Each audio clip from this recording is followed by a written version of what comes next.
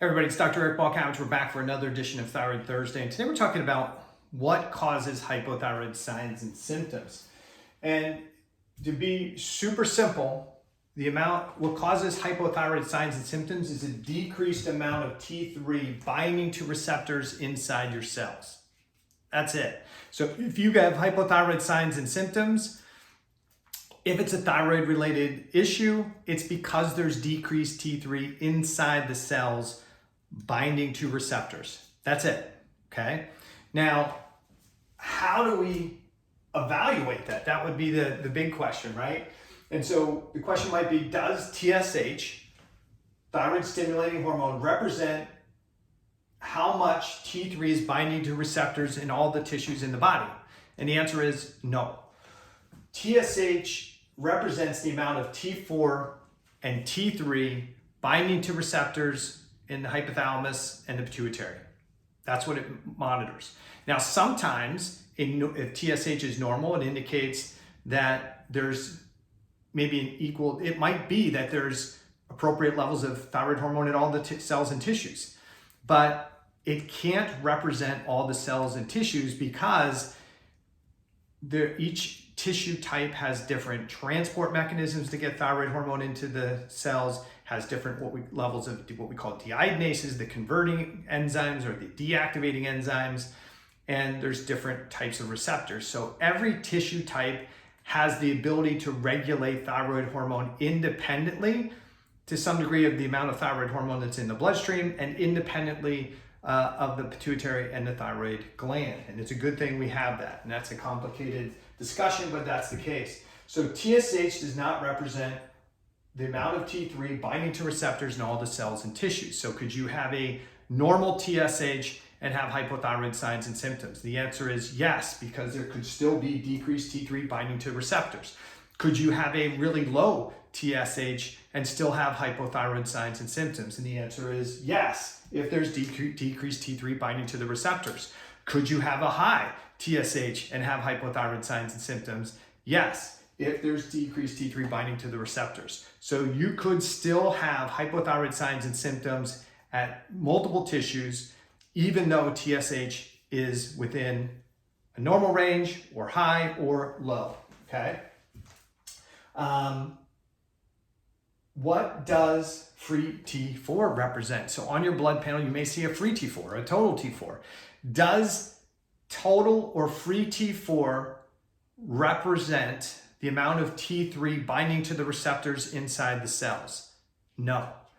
Okay, if that's the case, if TSH doesn't necessarily represent the amount of T3 binding to receptors inside of cells, and total and free T4 doesn't necessarily represent the amount of T3 binding to receptors inside the cells, why the heck are we using TSH and free T4 to determine how much thyroid hormone we should give somebody, especially T4?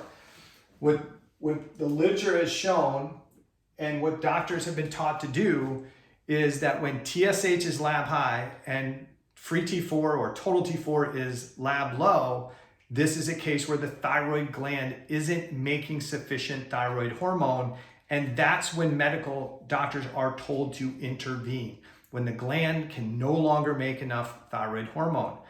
But there's lots of situations that can occur where you don't have enough T3 binding to the receptor and still have hypothyroid symptoms, even if TSH and T4 or free T4 are normal in the blood.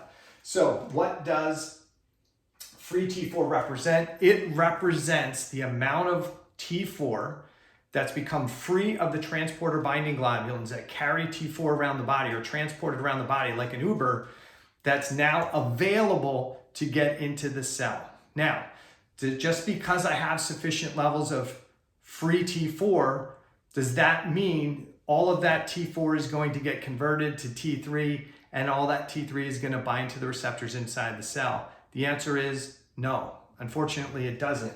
As a matter of fact, what's interesting is as the free T4 in the blood goes up, we see a decreased conversion of T4 to T3 in the cell, okay?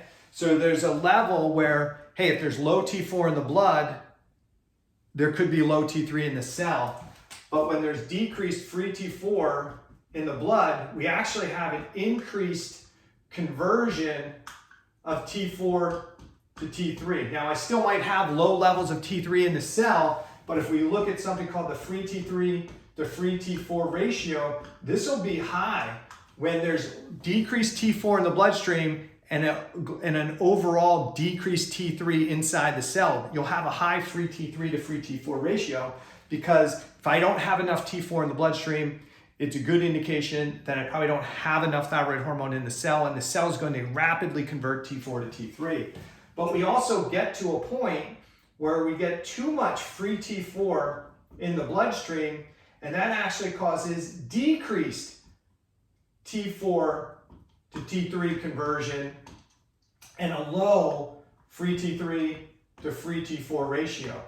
As the T4 starts to build up in the bloodstream, it actually causes an enzyme called deiodinase 2 that converts T4 to T3 to actually be turned off, ubiquinated. And that results in decreased that amount of T3 inside the cell to be able to bind to receptors. So you have to have a certain amount of T4 in the bloodstream to not be hypothyroid. But it's touchy. If you give too much T4, whether it's too much T4 made by the gland or too much T4 from medication, you actually get a reduced conversion of T4 to the T3. So could you have normal TSH and normal T4, but decreased T3 binding to the receptors inside the cells? And the answer is yes. Okay, especially if there's too much thyroid medication being provided, that can happen, especially if there's what we call a cell stress or cell danger response going on, where there's inflammatory mechanisms, toxins, hypoxia, that reduces the conversion of T4 to T3 naturally. So, does the blood level of T4 indicate that you have an optimal level of T3? No. And matter of fact, as that T4 level goes up in the bloodstream, higher and higher, getting closer and closer to the upper range of the lab value, or even over the lab value for total T4 or free T4, there's actually a reduction in total and free T3. And the person could start to feel more and more hypothyroid symptoms.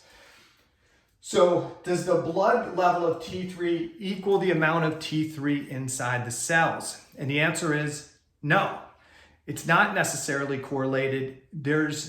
Depending on what's going on with the cell, you could have a much higher concentration of T3 inside the cell, especially inside the nucleus, than what's outside the cell. And I won't get into the complexities of it, but the total T3 or the free T3 in the bloodstream doesn't necessarily correlate all the time with what's inside various cells and tissues. Now, we could say globally, if there's low T3 or total T3 or free T3, that there's probably reduced conversion of T4 to T3, and that may be resulting in signs and symptoms.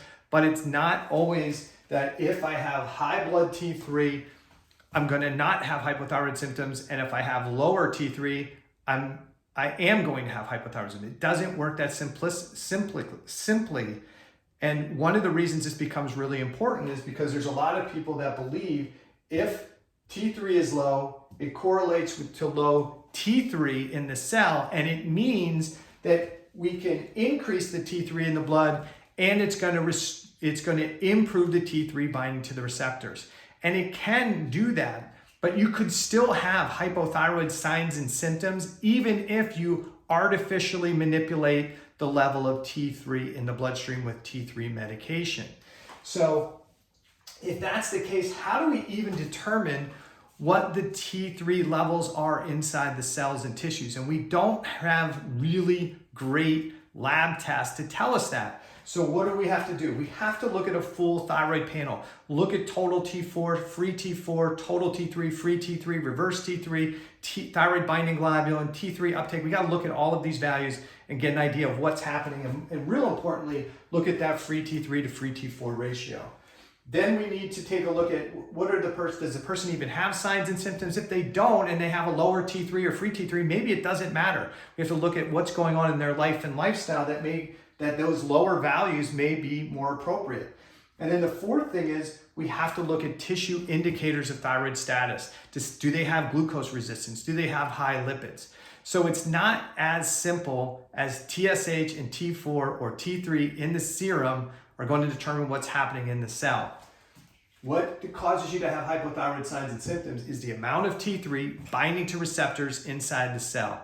And so this is why you can not feel great. You can still feel hypothyroid symptoms, even though somebody's manipulated your TSH with T4 or T3 or a combo of T4 and T3. This is why you can have a really low TSH and still have hypothyroid symptoms. And this is why you might have a normal T4 or normal T3 or both and still have hypothyroid symptoms. Because at the end of the day, it's about how much T3 is binding to the receptors inside the cells. And that is not just a factor of what's going on in the bloodstream. It's a factor of what's going on inside the cells. Hopefully this helps. If you have any questions, put them below wherever you watch the video.